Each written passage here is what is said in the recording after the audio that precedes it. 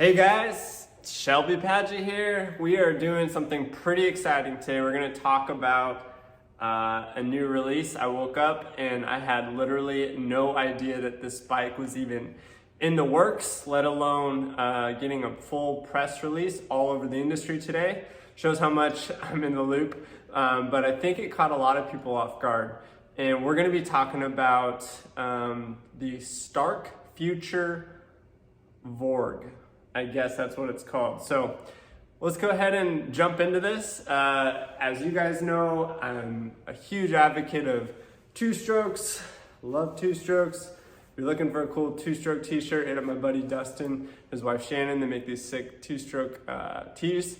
But basically, I've been riding gas bikes since obviously I was like 3 years old.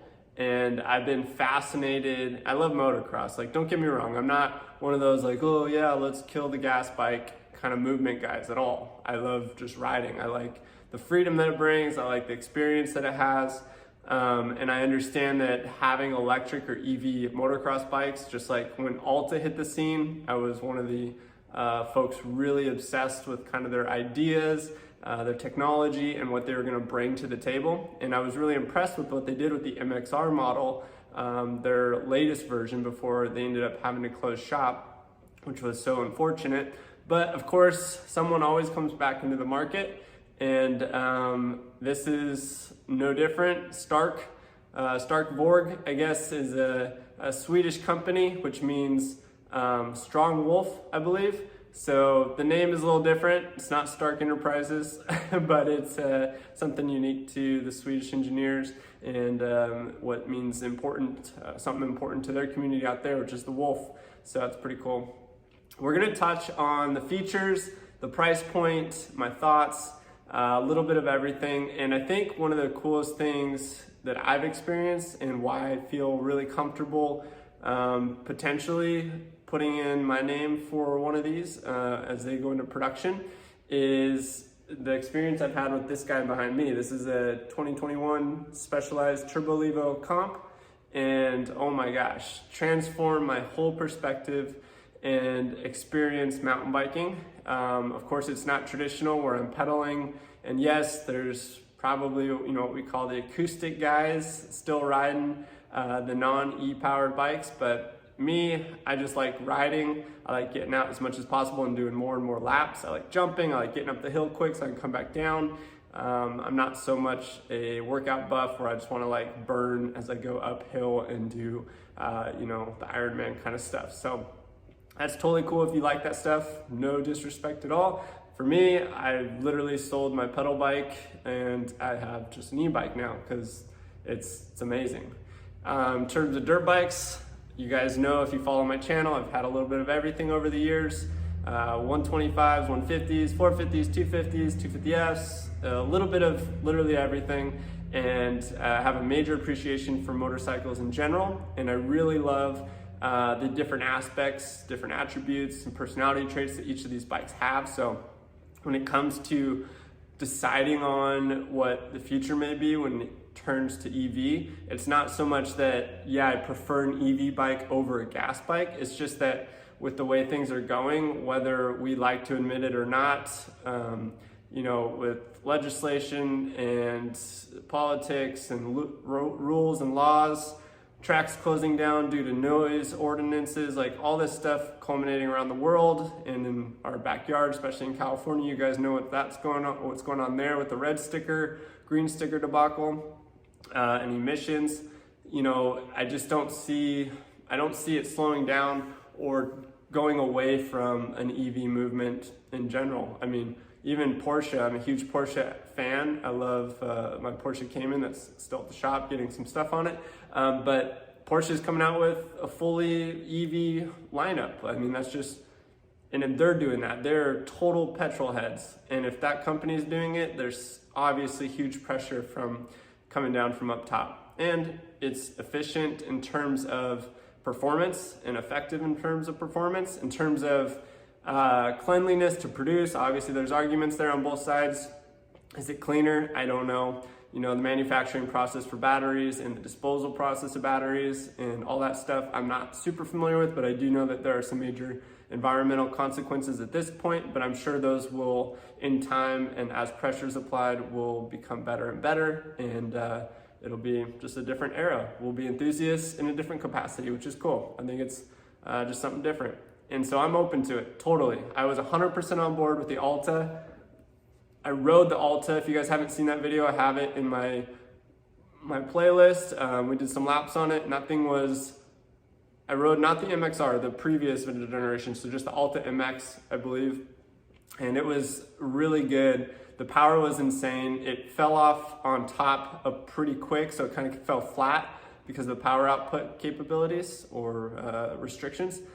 And it did get a little bit hot on sand or loamy tracks. And the suspension sucked. I did not like the air forks thing they were trying to do, or the 4CS fork, whatever they had on that thing was garbage. And I think that's due to the weight of it. It was a little bit heavier, it was in 270 range, I believe, pounds, whereas standard 450 is around 240, 250 or so. So those were the things that were wrong with the MX. The MXR was improved from what I understand, but I never got to throw a leg over one, unfortunately. So this is bringing us into today, the Stark bike. I'm gonna call it the Stark model. I actually have a printout of some notes just because there's so many things to go over. So we're gonna touch on them. So one of the main things, right? As an enthusiast, I want to ensure that the tracks stay open, right? Tracks continually are closing down all around town. Gotta get some coffee in me. All around town, all around the world, all around the nation. This isn't a new thing. Noise ordinances are heavily restrictive. If I had an EV bike, I would probably buy some property and have a track in my backyard. Right now, I can't be in a subdivision or even close to communities with sound from a 250 two-stroke or 450. It doesn't work, and I think it's super disrespectful to your neighbors. So that'll be something that would be pretty cool. I'd be down to explore that. This will help with that. Reopening tracks, reopening new areas and places to ride, which would be really cool. The output on this is 30% higher power output than any 450 in production today. So they're claiming, we'll get into the power real quick, they're claiming around 80 horsepower equivalent of peak output horsepower. So, and we'll touch on that and what that means and how that benefits or changes the feel and why that's important. Whereas the Alta had about 40, 42 peak horsepower, something around there, so it's almost double. It's got a 9-kilo motor, some advanced battery technology and motor technology. The water-cooled motor casing on it is definitely a bar up from anything that we've seen in the industry. The power, so let's touch on the power. The 80 peak horsepower is important because where electric power is best felt is in the mid-range. Like I said, the Alta fell off substantially up top, so you'd go and you'd give her, getting 0 to 60 was great, but once you hit that top threshold, it'd just fall on its face. So having 80 peak horsepower means that you can live in 40 to 60 horsepower feel output and have that power, power band feel. So you get some explosion, and there's still some more ability to just kind of feel that acceleration and not feel like you fall on your face. So that's important that they have a higher output peak for that reason alone. The dash has literally an Android phone in the dash, which is super cool, which means you have an iPhone or, not an iPhone, a smartphone on the dash, completely protected, and this allows you to adjust everything. So you can do, and they have an iOS app version too. I'm sure they'll have some options for that. But you can adjust the power curve. So depending on the track, how much power output you want. You can adjust it in 100 different power modes. So anything from like 5 horsepower up to 80. So if you want to feel like you're on a 125, or you want to feel like you're on a 350 or 450, depending on the track, how tired you are. You can adjust the engine braking. So coming into a corner, how much drag you feel theoretically. The gyroscopic feel or effect in the air. So just like on a dirt bike, when you blip the throttle or when you're going off in the air to kind of adjust or get situated during a whip, you can adjust that type of impact.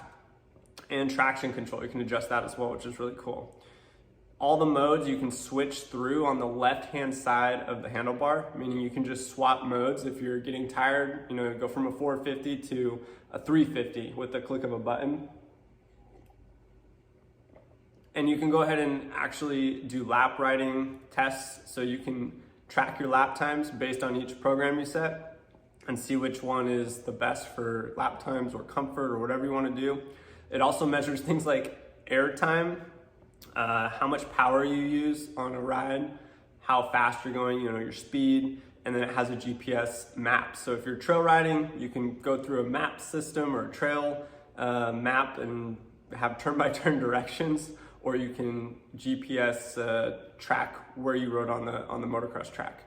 The battery range is similar to a full tank of gas on a 450, and you've got about 6 hours of trail riding, they say, or equivalent to 1 hour full out GP style MX pro level pace. So for me, more than enough. My actual engine hour meter time when I go ride is usually around 45 minutes to an hour and 30, depending on the day. And so that's more than enough, especially if a pro can do an hour. I could probably do 2 to 2.5 hours, no problem, maybe even more. So, and I probably won't be on a 450 power output map setting. I'll probably be at like 350 or a little less or more, so depending on the track. I think that's pretty cool. It takes about 1 hour to 2 hours to charge. It's waterproof, meaning they say it's fully submergible, so submersible. That's pretty wild. The weight, that's a big deal, right? The Alta was really heavy, so that weight did impact the overall feel of the suspension, the nimbleness in the air, the jumps, everything. So this one is 242 pounds, fully charged, since you don't have to fill it up. No fluids, no oil, no clutch, no maintenance. Like, gosh, that's my dream. This thing's still sitting because I still need to go change the oil, clean the air filter, clean the bike, and not major stuff, but it's just annoying time after time. It's got the lightest current full-size MX chassis. So their subframe is carbon fiber, or their front subframe is carbon fiber. The battery, the motor case or battery motor case structure is a structural component too. And they've created rigidity in areas they feel that provide comfort and stability, and areas where they need flex, they provided that as well. They've moved the center of gravity as low as possible to the lower section of where your legs are. So that helps a ton with stability and the feel of a bike being nimble. It's kind of like the Honda 450 where it's a little heavier, but it feels really nimble because the lower center of gravity really impacts the feel of a bike. The design is very slim. There's no fuel tank, there's no radiators, so they can ergonomically design the bike to best suit a rider preference or rider ideal. The whole upper bodywork comes off in one piece, which is really cool you're not gonna be doing maintenance, but if you wanna clean the bike, I guess, you could do it really easily, or if you wanna swap out stuff.